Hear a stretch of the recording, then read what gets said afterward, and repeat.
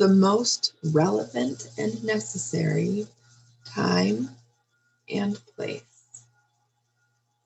As you feel yourself now, in this time and in this place, I want you to tell me the very first things that you see, or the very first impressions that you have as you begin to understand where you are and what is happening around you. What is it that you see as you take a look around? I'm in like a cobbled street.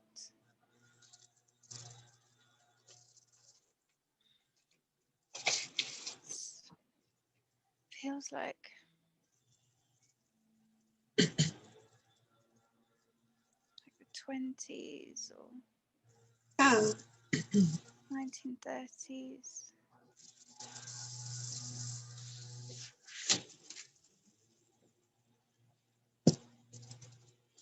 There's it's like there's poverty all around me, but I'm dressed quite well. Mm-hmm. I'm wearing like a light blue dress. And there's a little boy with me. Yeah.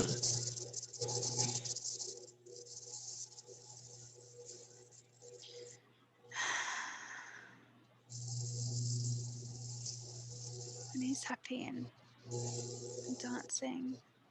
I think he's my son. Yeah.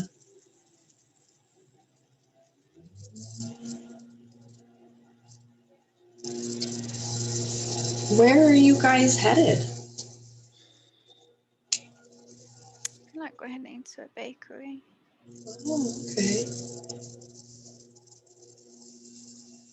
I don't look. I feel not happy. Yeah. He is. He's a little boy. I feel like I'm pretending.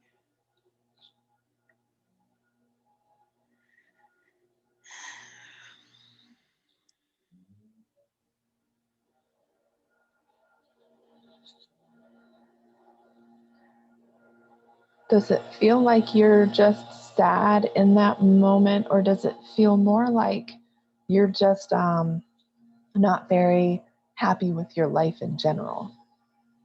I think I'm not happy with my life. I think I'm in Yeah. I feel a bit heartbroken. Like I'm in a loveless marriage. Yeah. But I feel restricted. Yeah. I feel like I can't be what I want to be. What is it that you want to be?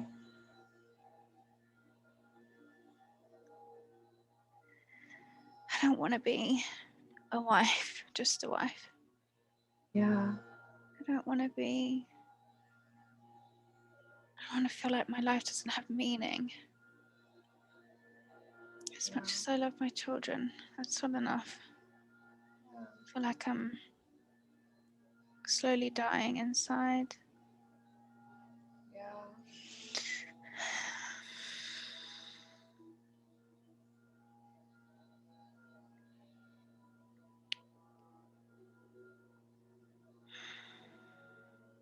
What had you hoped to be in this lifetime more than a wife and a mother?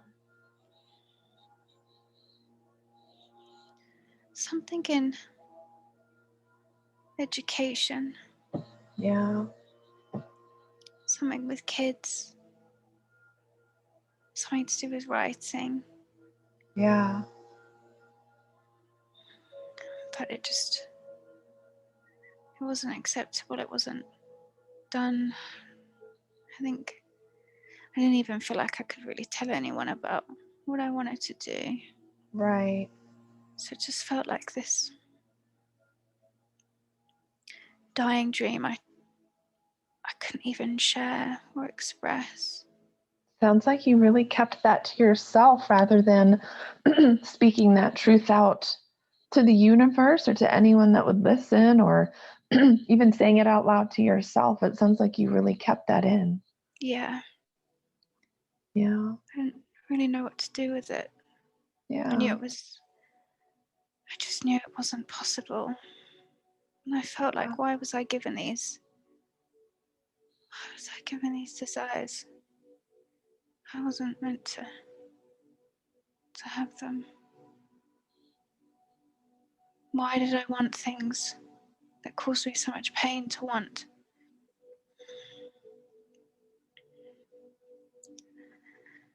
It was like self-torture. Yeah.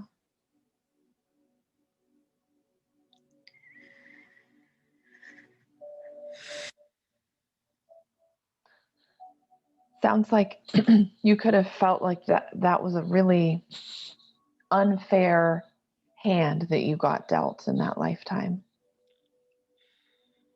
Yeah, it didn't make sense. Right. Why don't we skip a little bit ahead in this lifetime, leaving this scene now and going to an important day, a day that you find to be important when something is happening. You can take a look around and tell me what's happening now.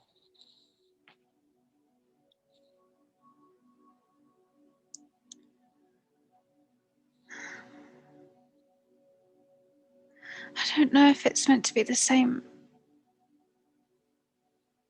past life. That's okay. It may not be, and that's totally fine.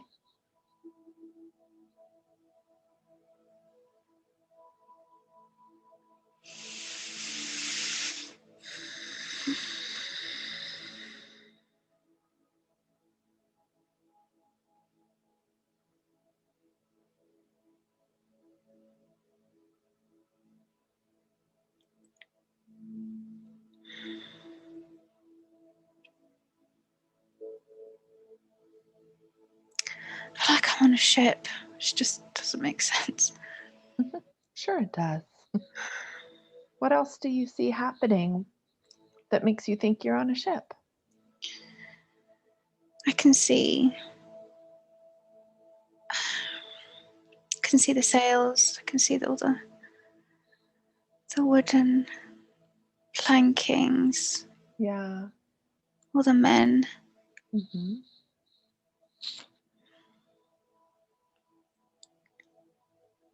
I feel like I'm not meant to be there. Hmm.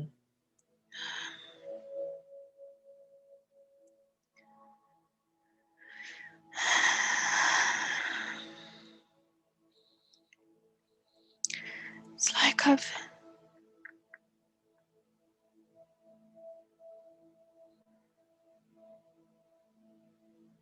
left my life behind.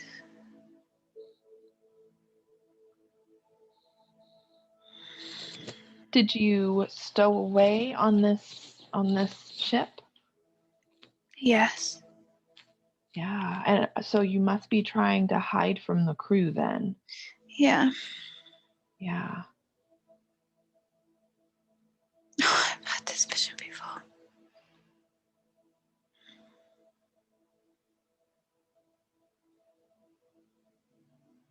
I don't think I make it. That's okay. You can walk through the death in this lifetime and not experience any of those physical sensations if you don't want to. You can just watch it as an observer.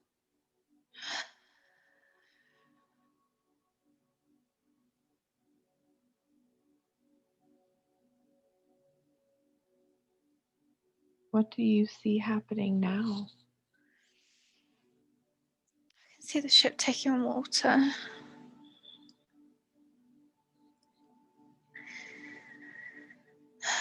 And me having to come up like below deck where I was hiding. Yeah. But the ship is sinking. Yeah. And I have to jump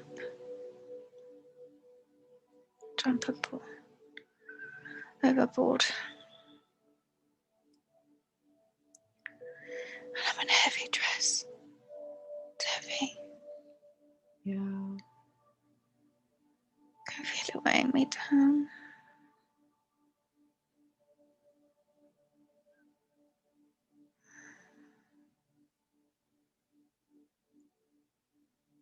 It's cold.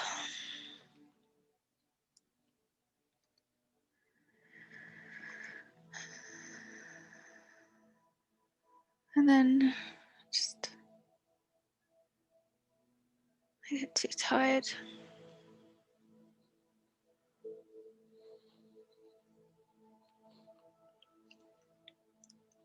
I get too tired. I can't stay afloat anymore. Yeah.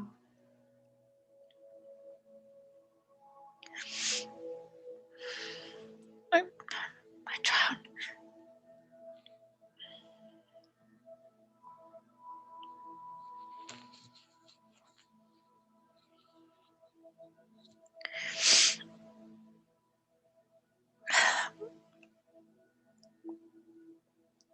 It feels so unfair. Yeah.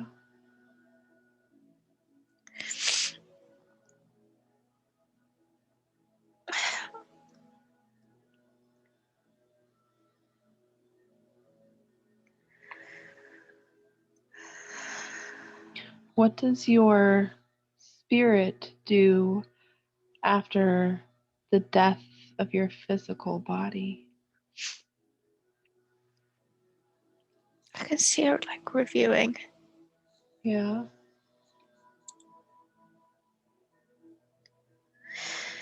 I can see her looking at the sadness.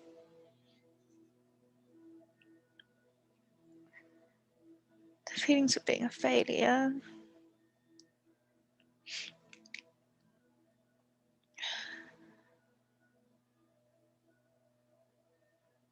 That had been a heavy lifetime, but a lifetime that she was grateful for, because she never again would she allow herself to not go after what she wanted. Was that one of the lessons that she wanted to learn in that lifetime, particularly by dying in that manner? Yes. Yeah. Determination for her future lifetime. Yes. Unattached to outcome. Yeah. Right. To follow the feeling of freedom, regardless of what happens, and the power, the confidence, the power she'd found. Yeah.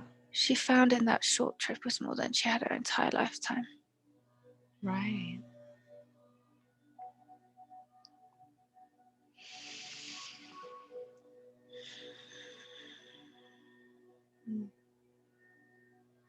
Is there anything else about this scene that feels significant?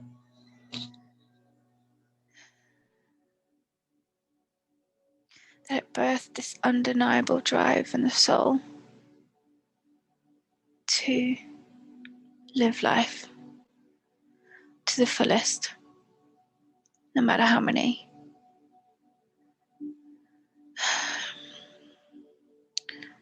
struggles or what other people were doing. That this almost like planted a seed of this immense power and desire to go after what she desires in any lifetime.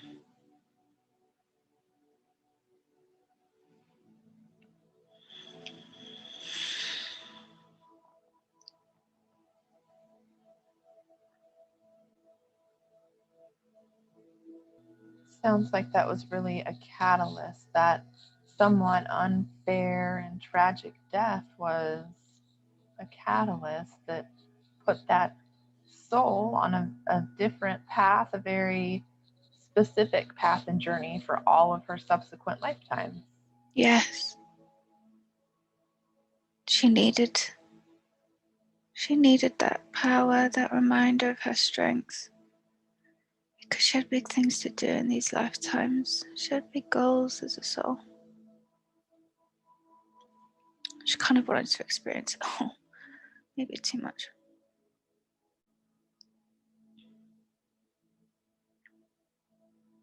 Has she been able to carry that passion and that drive with her throughout Yes. her subsequent lifetimes since then?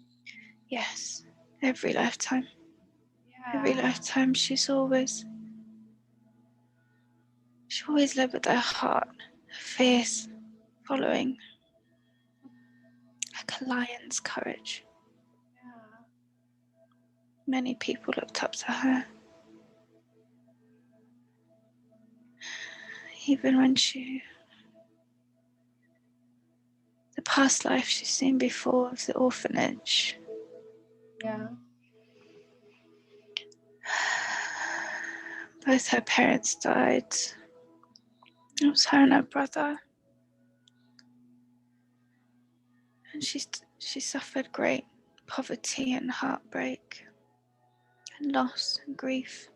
Yeah. But she became a huge motherly figure in that orphanage for the younger kids. Yeah. She was determined to make others feel loved. She dreamed of a better existence, a better life for everyone, even if that was just through caring for one another, making the best of what was there, sticking up for other people as much as she could.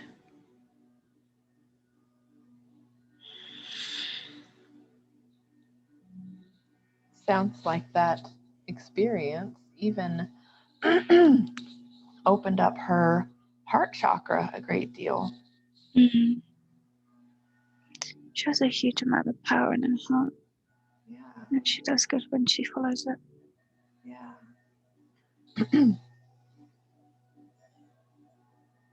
Who is it that I'm speaking with right now? Her higher self. Yeah. Thank you so much for coming through. Of course.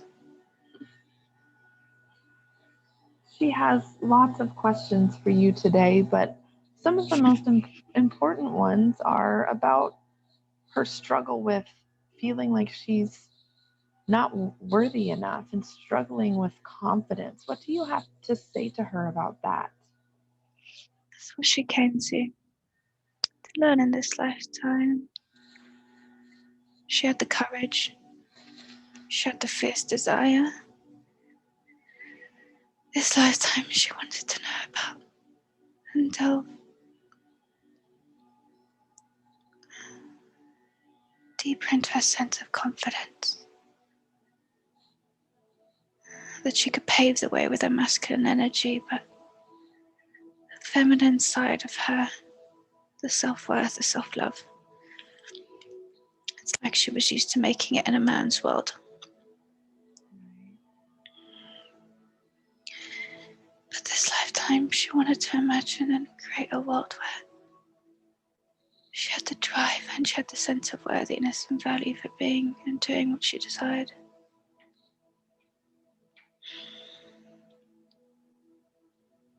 She wanted to overcome that challenge. She wanted to overcome the challenge of feeling doubtful and not worthy so that she can enjoy it that much more when she achieved it.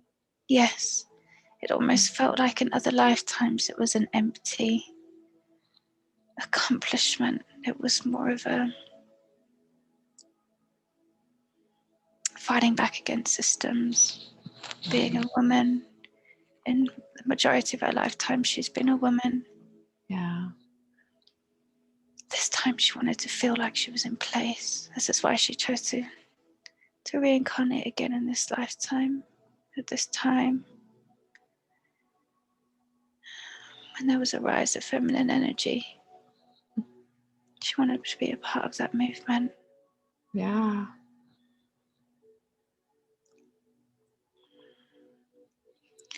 She had lots of healing to do with her feminine energy. Embracing it. Yeah. Sounds like she has a lot of healing to do with her feminine energy from her past lives, but also in the ancestral line the familial line that she chose to incarnate into in this lifetime. Yes. Yeah. How is she doing with those two related but slightly different tasks? She's doing very well. She doesn't give herself enough credit. Yeah. She had a lot of this in her family lineage. She knew it was then a lesson that she couldn't avoid because there was so much of it. Her ancestors knew that the drive that she had in other previous lifetimes would help her overcome any challenge that may come her way. Right. That fierce mastery of masculine energy was going to perfectly compensate and balance out the healing of the feminine. Yeah. She was the chosen one for this ancestral healing for that reason. Right.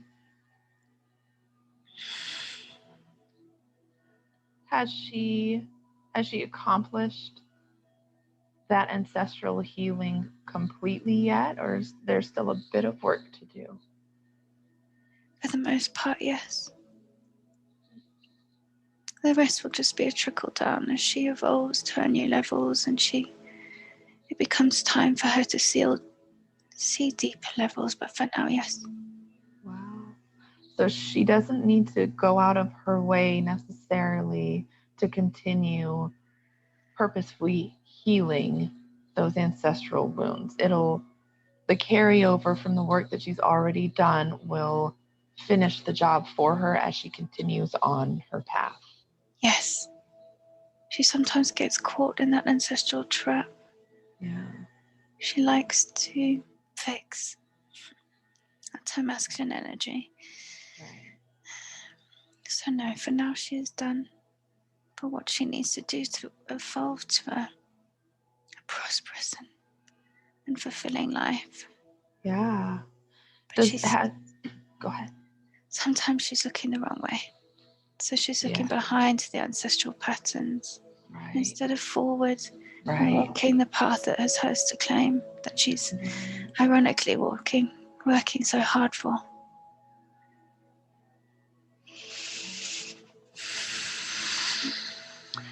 What can she do moving forward to continue addressing her self-doubt and her self-worth struggles? She needs to lead with love. Lead with love for herself, like she does for others. Yeah. To not see everyone as her enemy, including the universe. Right. To not have to fight and protect her desires, herself, her life, her values, her heart so fiercely. To soften, she needs to soften. Sometimes she feels like she's in the middle of a battlefield. Yeah. When it's really just her. So she needs to soften. She's safe. She's always safe. What is the best way that she can implement softening in her everyday life? Movement. She needs to move her body. She's learning to move. She's been dancing again. Sometimes She thinks that it's an accident that she started dancing when she was 5 until 12, but we knew that if we birthed the movement, the desire to move and dance, that she'd always have this powerful connection Right. to soothing and healing her feminine energy. Right. So she needs to move. She needs to dance.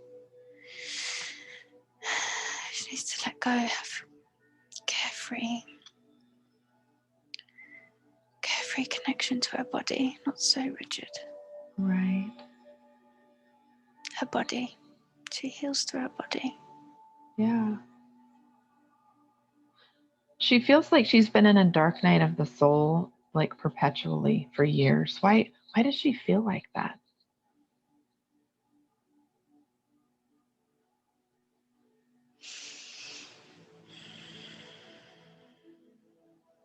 She's powerful. She came here with almost like a sword and an arrow. Sword and a shield, sorry. Mm-hmm.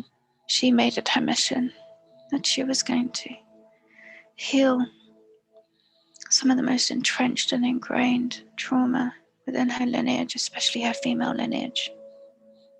Female empowerment is something her soul picked up a long lifetimes ago. Yeah. She felt incredibly moved by. She never wanted any other woman to feel that they couldn't live the life that they desired. Right. And our ancestors struggled a lot with this. Witches. Yeah. The witch hunts. A lot of that was coded into her DNA. Right. Even the last 3 generations within her family, female lineage, are filled with a lack of self-love, suppressed and layered trauma from previous generations. She's the chosen one. She came to heal this for all generations for good. Yeah. So she's been through, she's had to go through and unearth these unconscious patterns and programmings that have been hidden within her generations and her ancestors' DNA. It's like she is the unearther of things that previous generations could not unearth. Right. But she had the perfect amount of masculine drive and fierce, again like lion's courage, that she could handle everything she's been through. And she knows this deep down. She knows that she did not face any struggle that she was not meant to face. Right. She knew she was the breaker of chains. But she's become stuck in this, in her identity. Like that's all that she's here to do. So that is why she has felt so stuck. It's because actually the healing is not finished for now.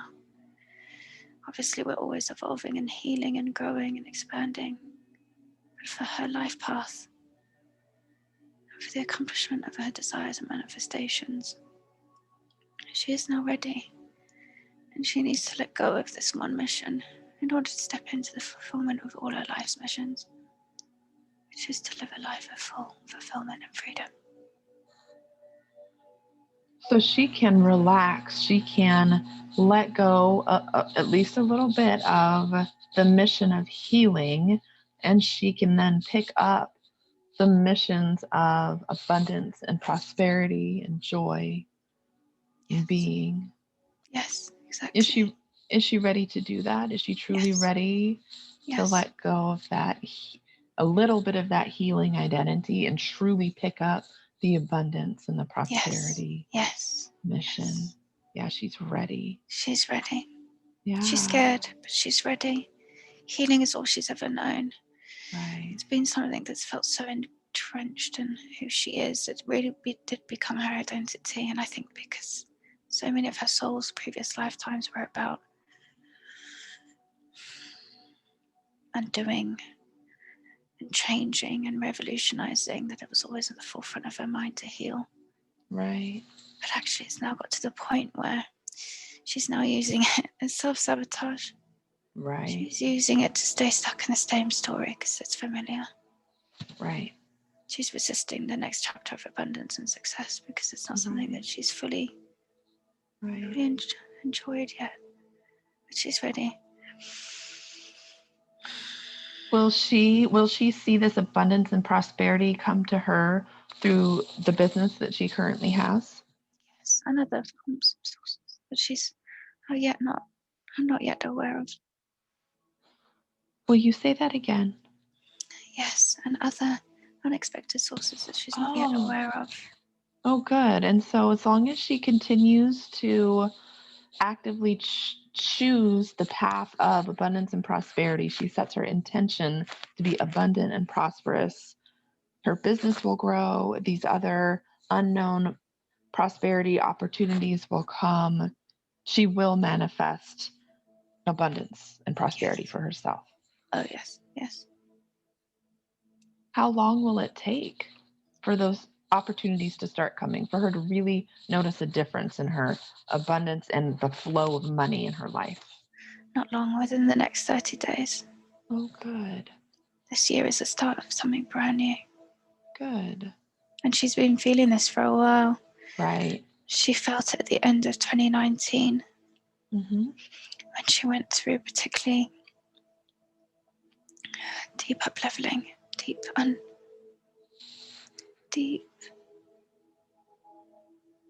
unveiling of some deeply unconscious trauma. This was like the last pieces of the puzzle that she needed to turn conscious and heal. In 2020, that was a huge level for her. A huge year of growth for her.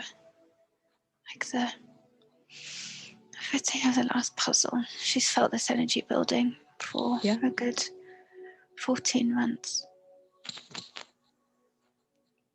She said that she felt like it got derailed a little bit, or she felt a distinct change in that energy the last maybe few days or week or so. What has that been about? This has been a huge drop down in heavy energy stored in her body. It's almost like she's unlocked all the chains that she put around this heaviness. Something that she almost felt that she needed to continue because it gave her the importance of her mission. She needed this level of trauma because it fed into her identity of needing to be the grand healer. Right. So this was just the last piece of her actually unlocking and allowing something that she no longer needs to fall away. So her body is just naturally releasing all that stored trauma that she no longer needs. Right. So she's starting to step into a new identity, and she feels it. It does scare her, but she's ready. She knows deep down she's ready. Right. Okay. Where is she on her awakening path right now? She's in stage 5, going stage 6. So stage 6 is about really completing the stage of oneness. So she's learning at the moment about unity. Something that she's not really experienced before in previous lifetimes. Right. That fierce lioness courage always made her need to be separate. So she's in the final stage of her awakening. Yeah. She's integrating.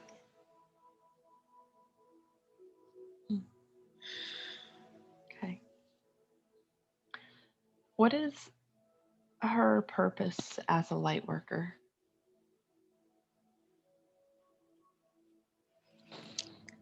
Her purpose as a light worker is to show the path for other light workers. She has a lot of experience doing this. Yeah. In every form of her lifetime, she's always been a pioneer for other light workers without even knowing it. Right. Even the lifetimes where she felt that they were insignificant and she failed. Right. This is one thing she's been learning to heal. This sense of failing. And this is from past lifetimes where she felt like she'd failed. She'd failed herself, she'd failed others. But it was simply because the societal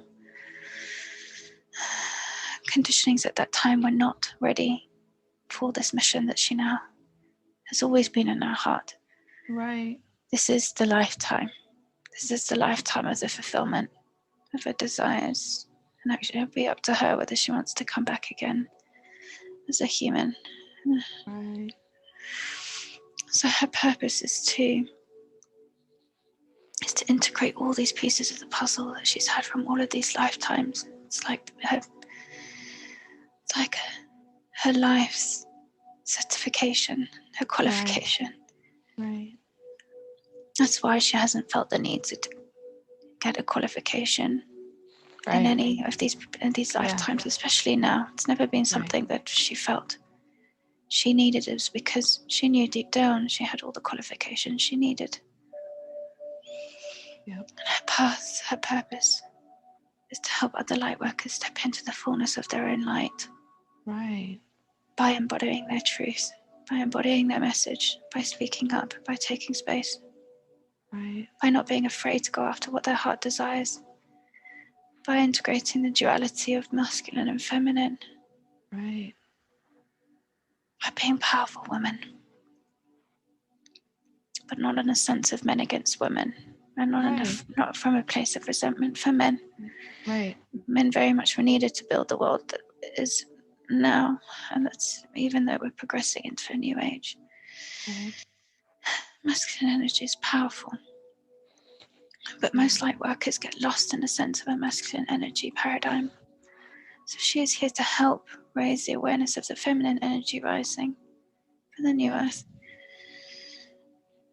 When can we finally see this new earth? When is it going to become visible and fully into the new dimension that's going to be in for us to see? How much longer? In the next year. In the next year. It's already 6 months.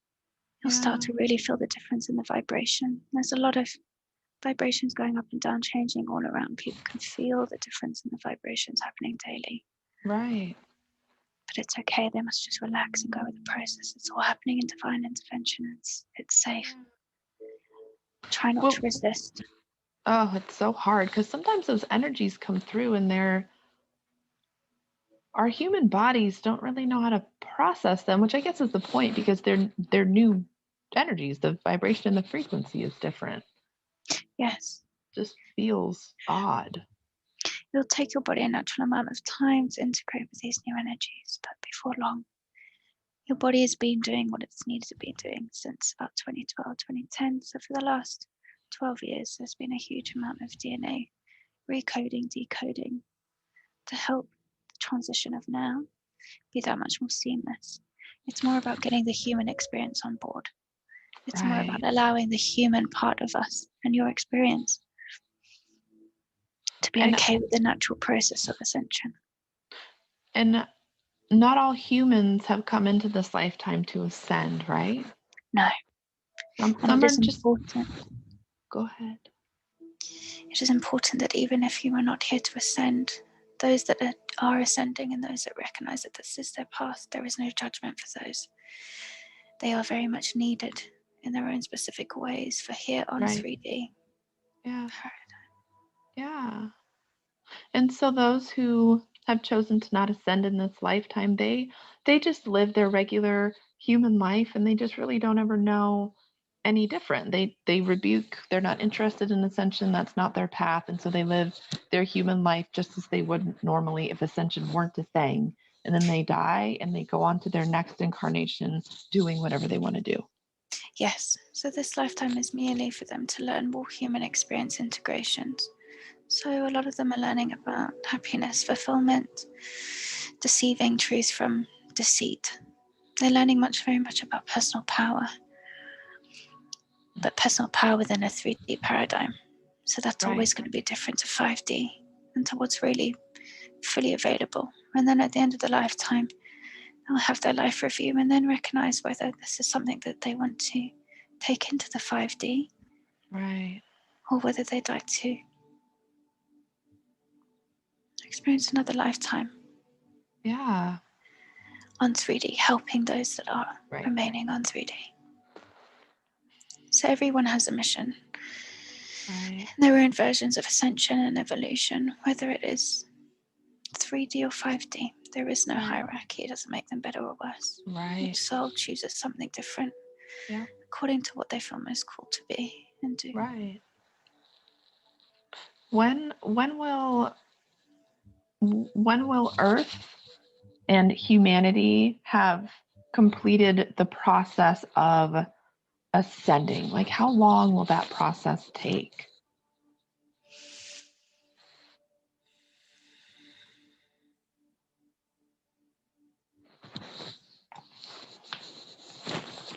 It depends. Yeah. It depends how quickly those that are currently ascending and waking up allow this powerful energy to move through them. If they resist, it delays.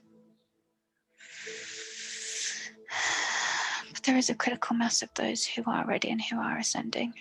Right. And those are helping those that feel a little bit more stuck. It feels 18 months to 2 years, Yeah. if not quicker. It could always be quicker. Yeah. There's a lot of upheaval. Yeah. What does a human who has fully ascended, what does that look like? What do they feel like? It's pure love. How many humans have fully ascended right now?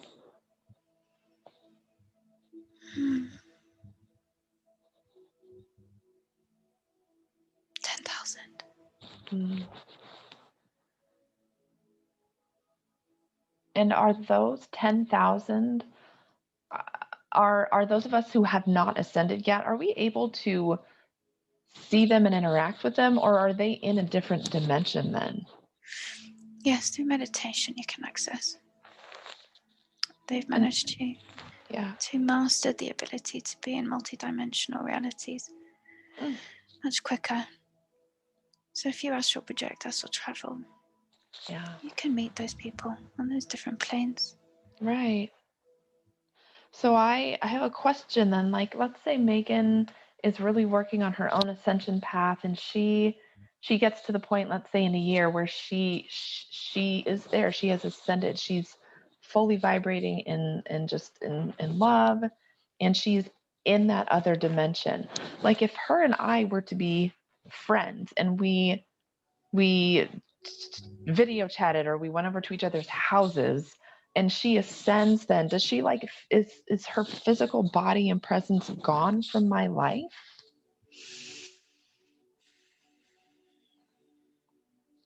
No. Oh. You'll still be able to see her. It's just she's able to jump through different. I see. Those that ascend are able to jump through different dimensions. Yeah. But even in 3D, you would still see their body. Right. It's like it would be no longer of interest. So you'll find those that remain 3D and those that ascend, they're still visible, they're still there to the other eye, but there is no longer an alignment, an energetic vibrational match there, so there is no interest. So those tens of friendships, colleagues, family members even, will naturally dissipate. Right. Lack of interest, Right. a lack of desire to connect. Right. And miscommunications. You'll feel like there'll be lots of miscommunications and just droppings off. Right. This is just everyone's universe rearranging according to what is the most applicable to their vibration. It's like manifestation. Yes. It's like how we create our realities. We can only create for what we are matched for. Yeah. This is the same as people. People are energy. Yep. So as long as there is an intention for you and Megan to connect, Yeah. then you would still see her. Yeah. I what is 5D Earth? Does 5D Earth, when a human has ascended and they're vibrating in that frequency, does that 5D Earth in that dimension physically look different than 3D Earth?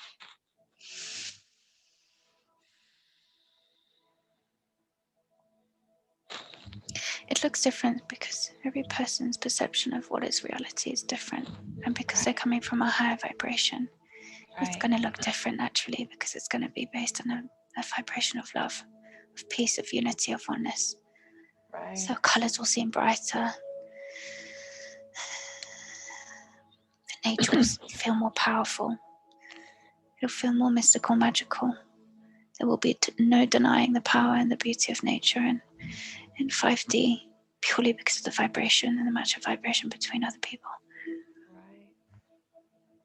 So yes, it will look different, but it won't look not like a completely different planet.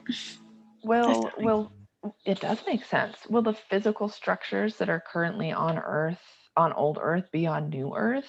Houses, apartment buildings, structures, cities, concrete, roads, stuff like that. Again, those that remain desirable to those that are ascending will remain. But physical constructs like building, rebuilding, knocking down things will always be in line with the vibration of that of 5D. So if there are things that no longer match that vibration, such as,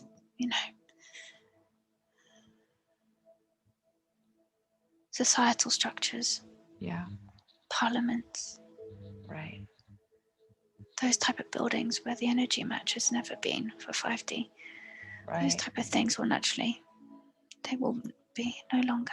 Yeah. Will ET contact, will extraterrestrial beings, will they interact with us on New Earth? Yes. Oh, I can't wait. Are they gonna start to interact with the 3D Earth world as well? Is that part of ascension and waking up? You must be very careful about what is portrayed in 3D. Yeah. The interactions, they've already started. With those that are ascending, those that are conscious, those that are ready to raise their vibration, have already started their ascension. Right.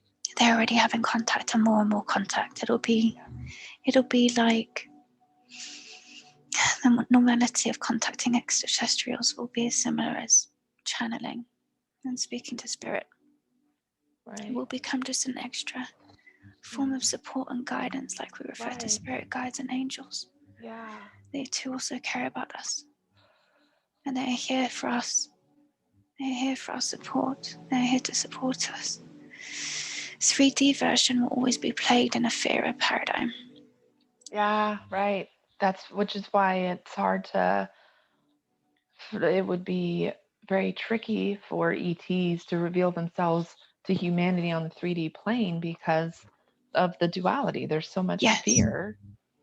It would almost, it would also create fear, which is not necessarily a bad thing, but it really has to be very carefully weighed. Yes, exactly. The full purpose of them even talking about extraterrestrials in 3D is for their own agendas, ones that we are not part of. Right. Fascinating. Gosh, thank you so much for all of that information. You're welcome. Speaking of ETs, does Megan have any galactic ties? Like, who would her soul family, her galactic family be? Palladian. Did she spend very many lifetimes as a Palladian?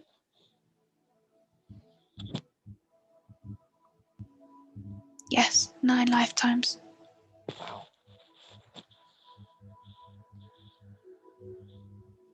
Is she what would be considered a starseed? Yes. Yeah. Did she choose to come to Earth for this incarnation? Did she leave a galactic lifetime to come here specifically for this mission? Yes.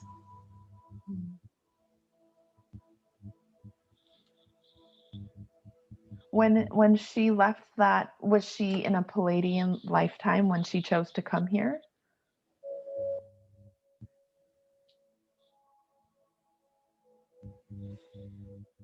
No. Oh. What kind of a lifetime was she in when she made the decision, when she heard the call and decided to come to Earth? She was already on Earth. She was already on Earth. Yes. She has had many human lifetimes. Yeah. Palladium was right at the beginning. Yeah. She was already on Earth when she got the call. Yeah. So she would have ordinarily been part of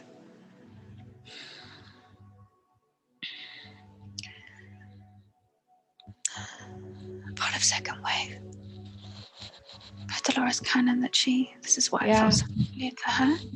Right. When she mentioned second wave, but she also knew that she'd been here for a while. Right. So the disconnection is that she was a Palladian before this. Right. 9 lifetimes, high up in the Palladian Council of Light. Yeah. Then came to Earth, as she knew that there was a greater mission that she could be a part of here on Earth in this human experience. So she was already being a light worker. Yeah. Why did she choose to leave her Pleiadian lifetimes to come to Earth before she heard the call? She has a strong, undeniable sense to help. So she came to be a light worker of her own accord before she was even asked to come. Yes. Right. Yes, it was a huge part of her. It's a huge part of her drive, her soul, her mission. Yeah. Always has been, even as a Palladian. Right. But she is, after this lifetime, ready to come back to. Will she have a Pleiadian lifetime after this lifetime is vacant? She gets to decide. Oh, whatever she wants to do, huh? I think she will. Yeah. I think this is the lifetime that she completes her mission. She feels like her duty is being paid. Yeah. And she's now ready to go back to a somewhat comfortable and peaceful existence of being a Palladian. Right. Human Earth 3D was a huge, powerful mission of growth and expansion for her soul, and she could not deny the call, the desire to experience something different and new. Right. Yeah. Okay. How many past lives has Megan had total? 735. And how many of those have been human?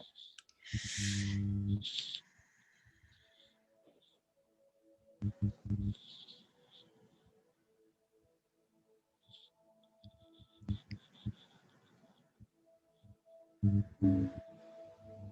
736. 26.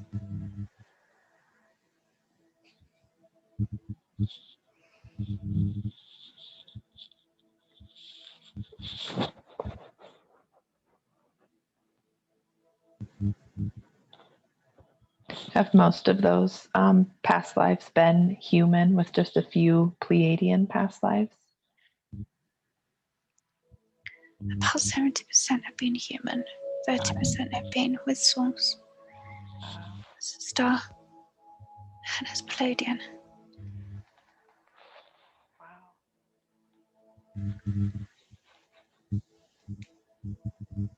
Okay, thank you.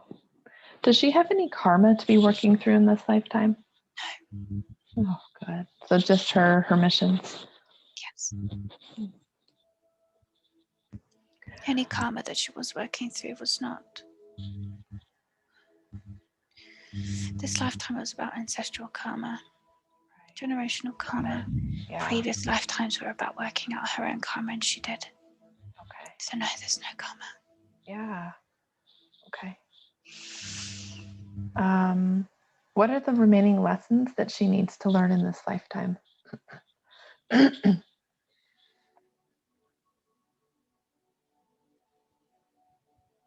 Release attachment from the outcome.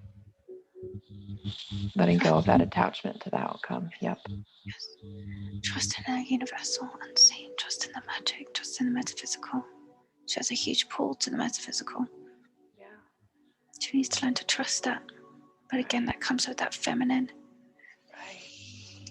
Leaning into the flexible, the unseen, the flow, the ebb and flow of life, the quiet whispers of the universe. Right. So these are her lessons for this lifetime. Right. Okay. She feels like she's really had financial and business struggles, and we've really covered that actually quite a bit. Is that has that been carried through at all from her past lives in terms of taking on a vow of poverty or living in lack to learn lessons in previous lifetimes? Or is it more just needing to accept her mission that she is allowed to be abundant and prosperous in this lifetime? It's more about allowing her abundance and prosperity in this lifetime. Okay. She did have a lot of lifetimes in lack and poverty, but those lifetimes served as a purpose of understanding that desires are separate to abundance, and abundance alone is not enough to quench the thirst of the heart. So she learned about passion, she learned about desire, she learned about freedom, the choice to go after what she desires. She once got, there were a few lifetimes when she got lost around finances, where she was quite successful, but it never felt unfulfilling because it was done in a masculine energy way. She was a man in these lifetimes. So that's why money has always felt like something that she needed to chase, something that was done and forced and pushed and controlled. Right. So now in this lifetime, she's learning about the feminine energy of receiving money and wealth. The attracting, receiving instead of controlling. That's the lesson of this lifetime. There are no vows of poverty. She is not destined for lack. Quite the opposite. Yes. She is built for huge amounts of wealth and to hold wealth, to show others, especially other light workers, that balance again of the duality of receiving prosperity and abundance whilst honoring the feminine. Her business and finances struggles are over now.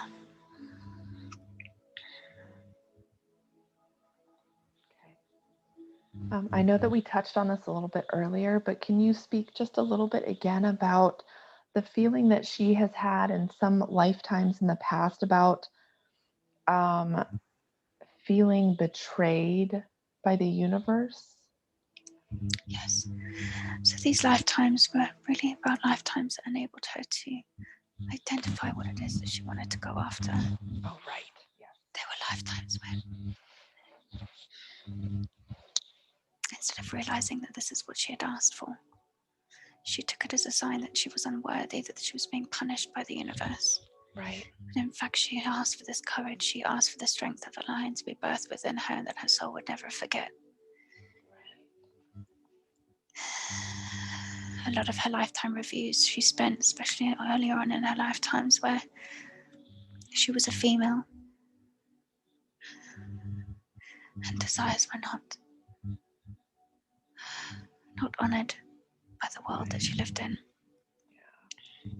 So most of those lifetimes where she felt done by, where she felt punished, where she felt like she'd failed, really were the seeds that planted a huge amount of courage and determination and power that she knew she needed in her ultimate mission, which was to help light workers all across the world ascend into their power and light and to anchor into their truth and change the world.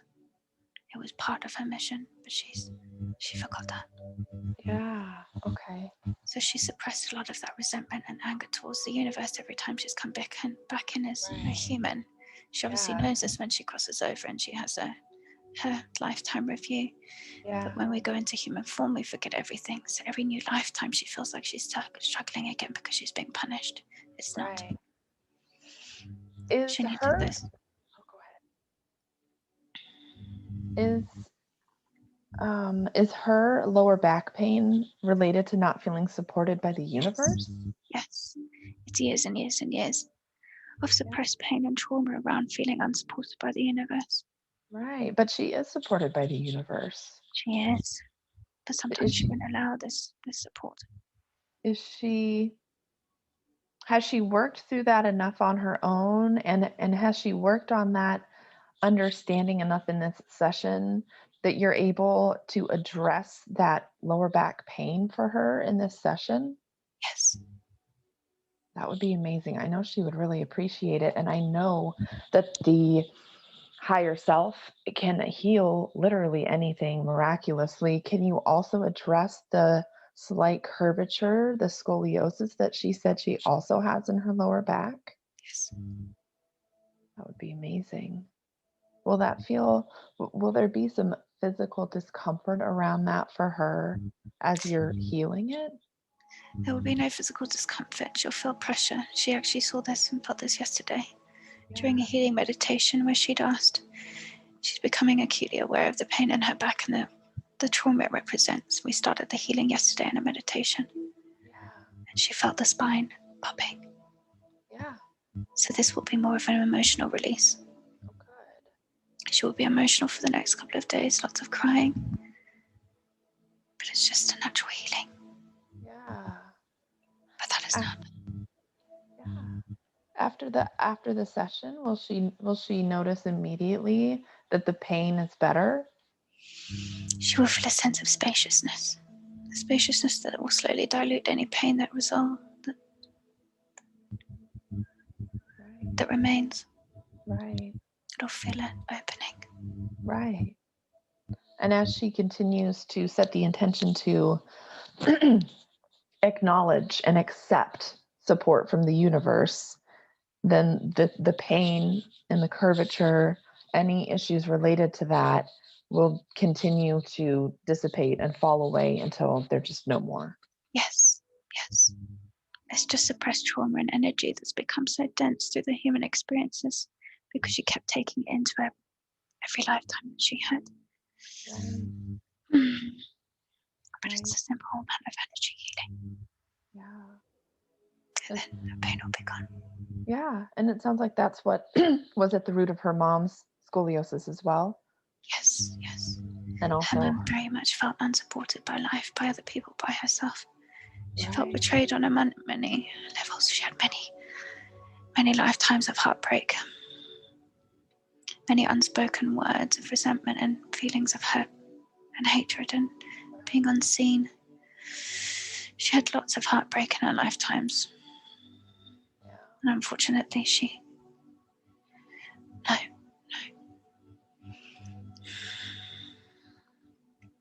It wasn't in these lifetimes that trauma was ready to be released.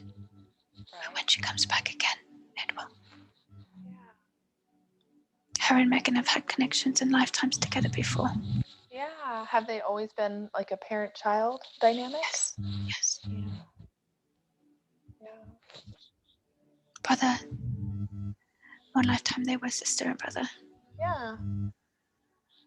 There was an undeniable connection between these two. That's why they chose to be in this pinnacle life experience together. One where her mum would wake up to the fact that she was ready to heal and release this trauma within her body and speak her truth. And for Megan, her mum served as a reminder, a catalyst of intuition, of feminine energy, of paying attention to emotions. She was a reminder of this more metaphysical, esoteric being and existence. Right.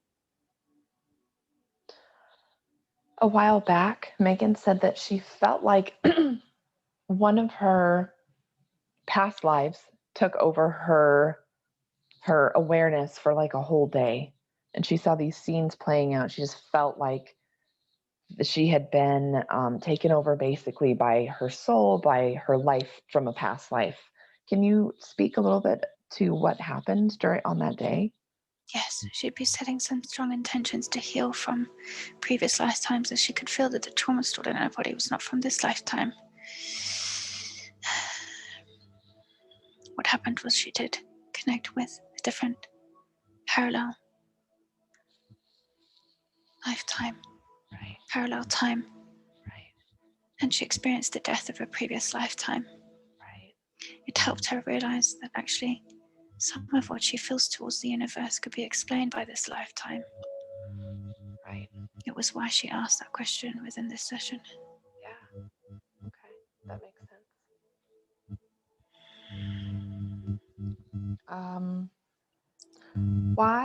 Why did her mom die on her 21st birthday? It was the gift of the next chapter, the gift of the woman turning into, from child to adult. It was like a blessing and a gift that she had fulfilled the mission that she promised Megan she would do in this lifetime, which was to awaken the sense of power, of invisible light work and mission. And that was completed. It was her birthday gift to her. Yes.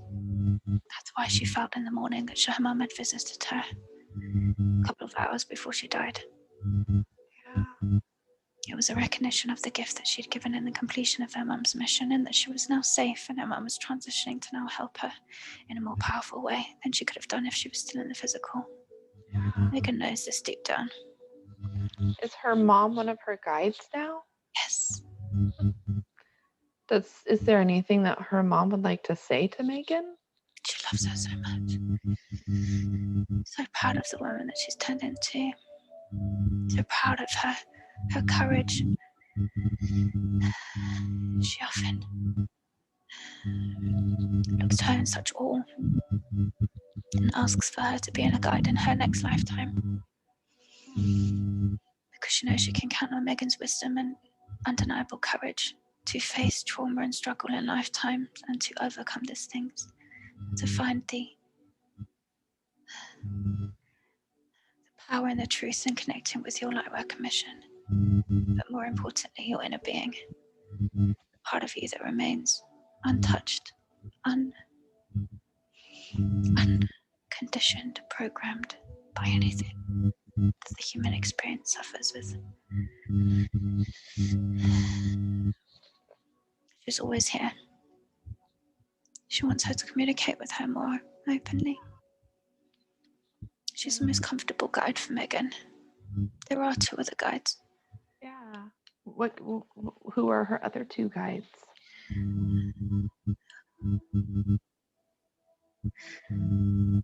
One is her dad. Yeah. And the other is a male figure. A male figure she's met in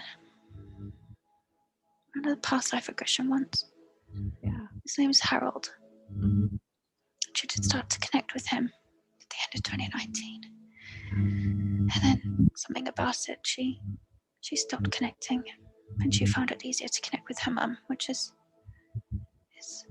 okay. We accepted that this was what she needed at this time. Right.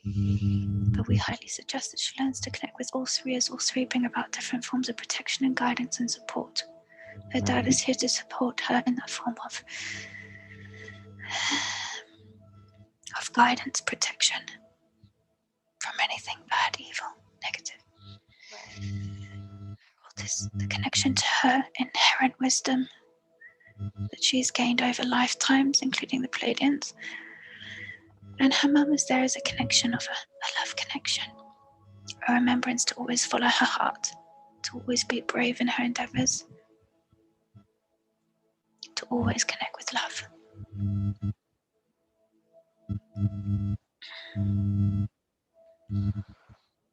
Why did Megan choose to have a childhood where all of the trauma happened around her dad dying, her stepdad taking over, her parents being dishonest about that, and then having all of that play out into her adulthood?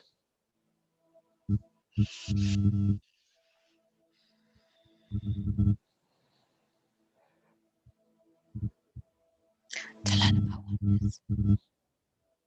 To learn about what? Oneness. Oneness. About the duality of loss and hardship and struggle. Even those that hurt us still are part of one unity, oneness. her stepdad was an anchor into awakening into the power of declaring for yourself that you are worthy. He'd had many a lifetime of rejection and abandonment, that which was easily triggered in Megan this lifetime. This was one of the biggest life lessons that Megan came to learn and to heal, was abandonment, rejection, especially from the universe, but also in other lifetimes of experiences. He was a catalyst for her awakening.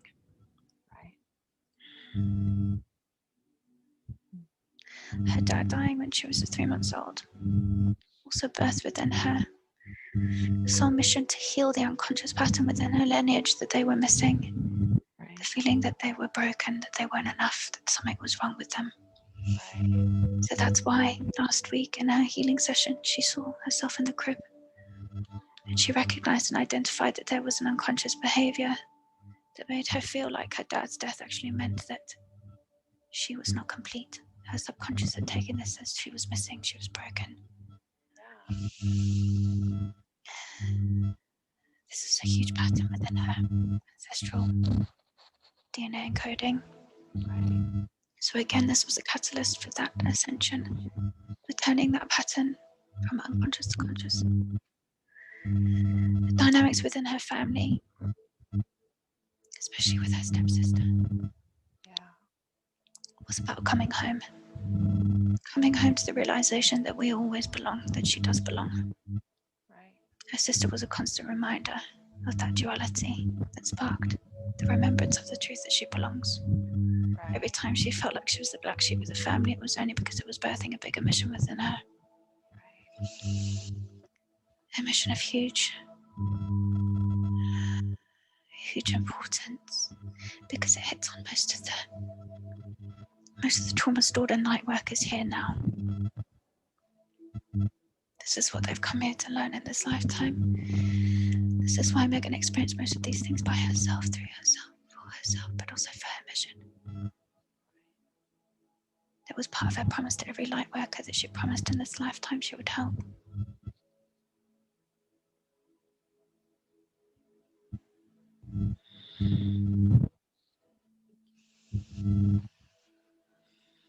Does Megan have any dark entities that are attached to her? No. Did she at one point? The dark entity that she did feel was this stored trauma within her body. If it was to explain visually, it literally looked like a huge lump of coal that took up her entire abdomen with chains around it. This was the heaviness that she always felt.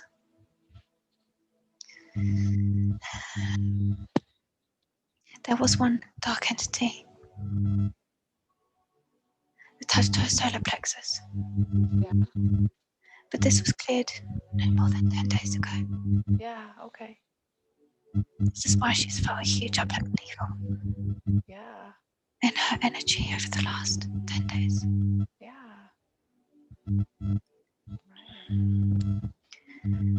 She often doesn't recognize how powerful her intention of healing is.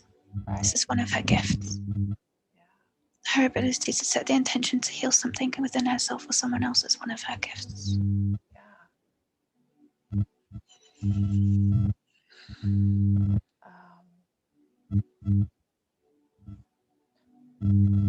Can you tell Megan about the state, the condition of her chakras?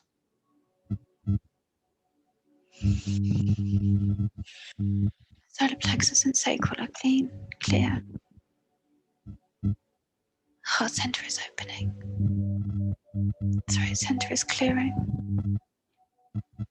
Third eye is a little bit misty. It would be good for her to focus on this in meditation and help for her to connect with her spirit guides.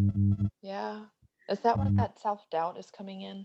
Yes. When she's like she knows at the core of her being that these experiences she's having are her gifts, they are real, they are her abilities, but she just, on the other hand, doubts it. She can't let it all come through vividly and truly opening to it just because of that bit of self-doubt? Yes, yes. Self-doubt was purely a projection of the clouding of her third eye. She would do well to do activation, meditations on her third eye, activation principles with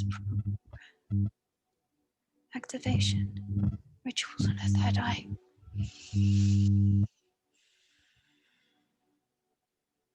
Her crown chakras is clear, it's open.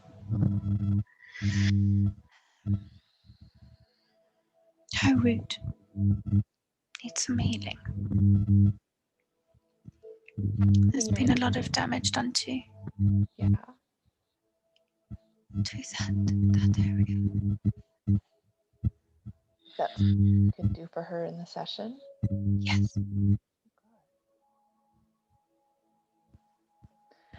She said that she's noticed a tingling in her throat during meditation recently. What is that?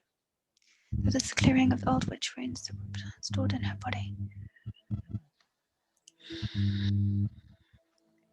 She's clearing her voice, clearing her throat chakra, and simultaneously healing all that of her ancestral lineage that we're dealing with witch hunts. A lot of the powerful gifts that she has are connected to that time. She had a lifetime as a witch. She had many ancestors who have a lifetime as a witch. This is just a natural progression of the healing that she'd asked for around her throat chakra.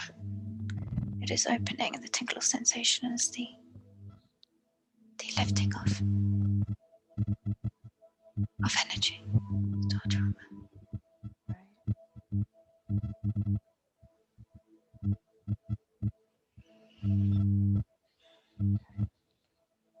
Have you been able to clear her root chakra?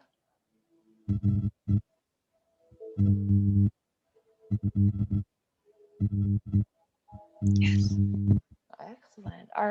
So at this point, are all of her chakras fairly well balanced and in synchrony? Yes. Energy is flowing. Good. She noticed that she really likes to sleep with like so many pillows around her. What is that about? Protection from past lifetimes. A previous lifetime where she was stabbed in the abdomen. Oh. So it's still trauma from that previous lifetime. There were also many lifetimes where she was homeless. Yeah. So the needing to create a comfort environment that made her feel safe is something that she's been doing for many a lifetime. It's simply a habit that her human experience has latched onto. Yeah. Also made by the feeling of being unsupported, which ties into the need to have pillows. So she believes that it's her back that creates the needs to have the pillows, but actually it's a vicious cycle of feeling unsupported and unsafe. But now that we've healed her lower back, she should be able to sleep much better with only a few pillows. Yeah, good. Is the lifetime where she got stabbed in the abdomen, does that have something to do with, she had kind of mentioned her womb? Can you repeat that, please? She had mentioned feeling like she had not really an issue with her womb, but feeling like there was something going on with her womb. Is that related to that lifetime where she was stabbed in the abdomen? Yes. This was a fairly traumatic life experience for her.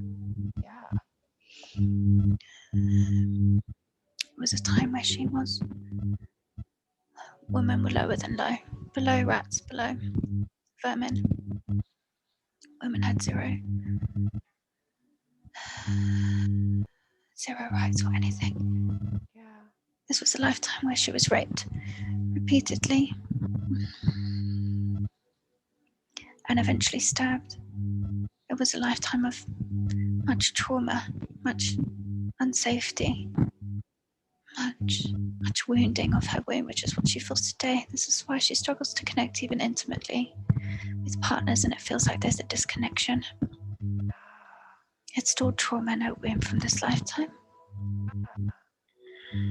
Something you can clear out for her today? Yes.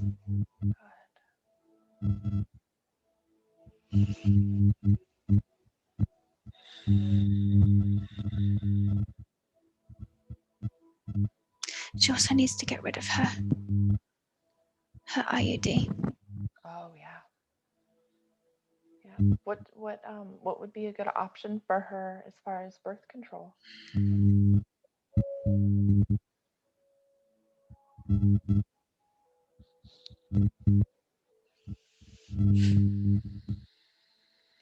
Condoms. Oh yeah. She has to be careful with hormones within her womb, within her body. Her body is very sensitive. Yeah. So even though this IUD has really helped for her and the ease, it is something that she needs to look into for other options. There may be something else that she could have, but she needs to go with the one with the least amount of hormonal Okay. injections.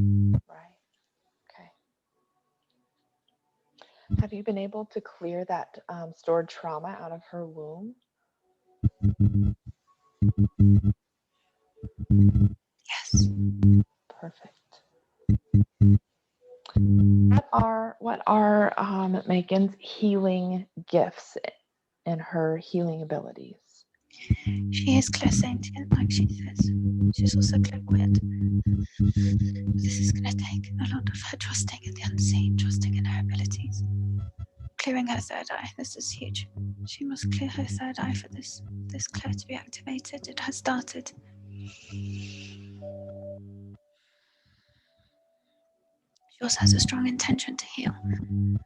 So her ability to impact someone else's energy through the intention of healing is profound. So this is why she feels like in her sessions, even though she hasn't necessarily got rigid qualifications and certifications, her body naturally knows what it's doing, and the impact and the result always happens. So she's really good at that energetic exchange of healing others through just setting intention. Yes, she's very good. Yeah, and that's why she feels like she is successful at what she does, and she really gets great results for her clients.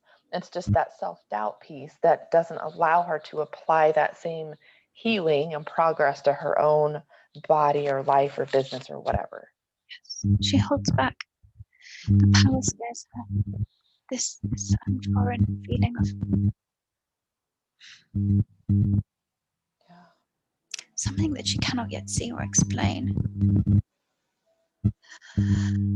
rivals a lot of her lifetime experience of being a man, of being even a female in a masculine environment. So something as powerfully feminine as healing has triggered some of that processed stored trauma in her body, but we have done much of that healing through this session. She needs to just follow her heart. That is her key. That is her one biggest strength, to follow her heart. Is the ability to set an intention to heal others or herself, is that part of her psychic abilities as well, or is that more energetic? That's more energetic. It is more energetic. Okay. There's an energy side also. A clairvoyant side. She has the ability to connect with spirit. She has the ability to connect with, because again, her energy she can pick up on. This is why she feels energy. She doesn't see energy. This is why she's discredited before, because she assumed that in order to be clairvoyant you had to see. She's not meant to see, and actually she knows that she doesn't like to see because it scares her. So this is why her gifts are born through feeling. Bridged between the gap of something that she's already familiar with, like her clairsentience, her energy healing. Right. And bridging that to clairvoyance, to be able to connect with loved ones and spirits. Yeah. She's always done this. Even as a child, her mum used to see her connecting with and viewing the spirit of her dad.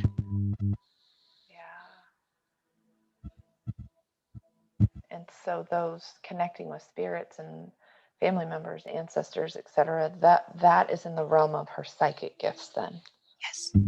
Got it. She would be good to go and develop develop these skills, especially for guidance within her business and using spirit within her own business ventures. Yeah. It's an avenue that she will go down for business success and wealth. Yeah. Wow. Okay. Should she look into becoming a practitioner to do what I do in this session? Should she look into doing this for other people? If she did, it would be a way to bridge her into her own gifts. She's very much on the path of revolutionizing her own way through blending different life experiences and qualifications that she's gained through lifetimes. The reason she was so drawn to QHHT was because it was something that she could get behind. It was something that she could believe to be true, that it was powerful. It was a way of her negating her own self-belief. Right. So if she did end up pursuing it, she would likely mold it into a unique practice that really is her own thing. Yes. So we do agree that it is a good thing for her to go and do, and we do believe it would open up the door for her all psychic abilities to come through for her business. So yes, we think it is a good idea. It is a bridging idea for her. And it sounds like, that being said, that if she wanted to look into the training for one of those programs, that she would be much better served to go with that program I mentioned that's not so rigid, that does energy healing and work with spirit and work with guides and things like that.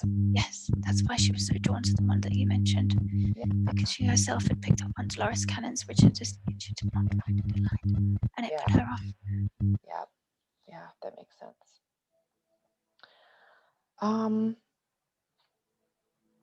We've really covered everything at this point.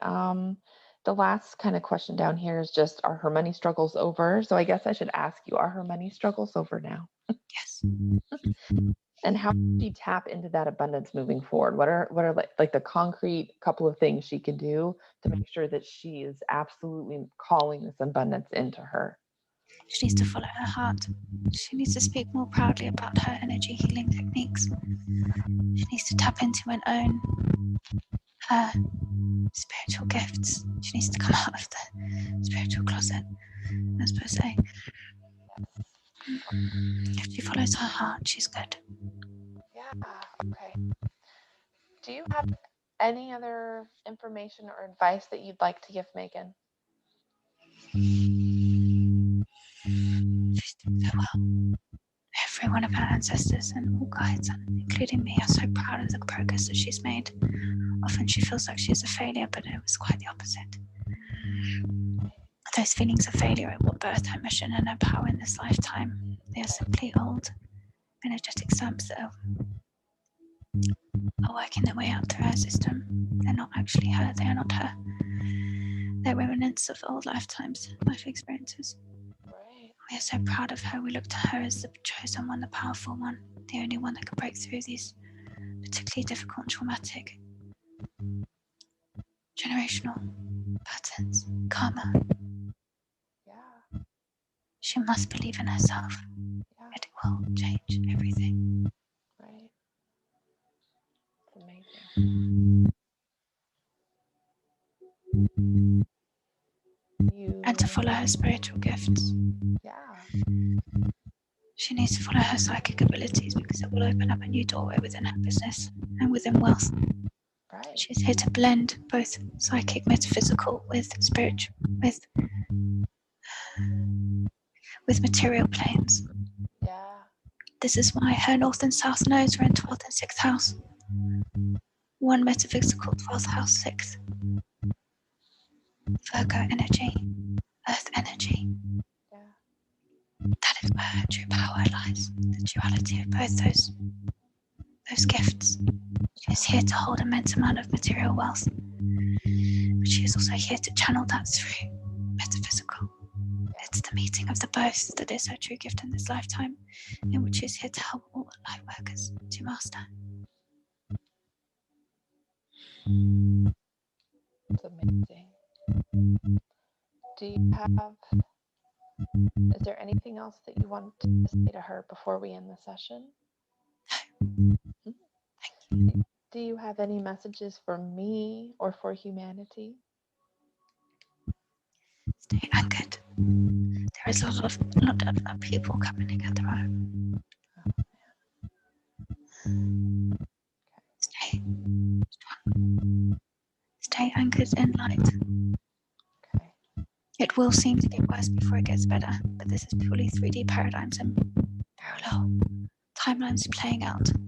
Do not pay attention to it, ignore it. Stay focused on the new world that you are building. The most important thing that you can do for your energy is stay grounded, spend time in nature, get outside. Lots of movement of the body, lots of meditating, lots of visualizing this new earth into being. It is the collective energy and the power of the energy coming together that creates this new earth, and that can shift timeline to make it much more powerful and much quicker than what you are currently used to. You are used to linear time of 3D. Also, you believe 5D is not linear. 5D is quantum. It happens all simultaneously. It can happen all at once. Stay anchored. Stay strong in your truth. Discern. Only speak your truth. Try and speak your truth all the time. When things as white lies, try not to speak your truth. Allow the 3D to just play out, because it will naturally come to its own progression and it will naturally come to its own end. It's almost like a ball that you've pushed off the side of a mountain. It's just rolling, doing its own thing until it reaches its demise. In whatever way it plays out. You are at the top of the hill, and you get to look the other way and observe the future that you are building. Right. But do not get pulled down to look down the mountain at the ball that is rolling. Right. That is the pull. That is the pull of the fear. That is the pull of the 3D paradigm. That is what they use to control human density timelines. Your biggest weapon is to divert attention. Divert your eyes. Do not give them any attention. Do not give them any focus. Do not give them any of your precious energy. Right. That is what they ultimately want. That is what the 3D thrives on, is energy. Your energy. Right. But it's all working out. Love wins.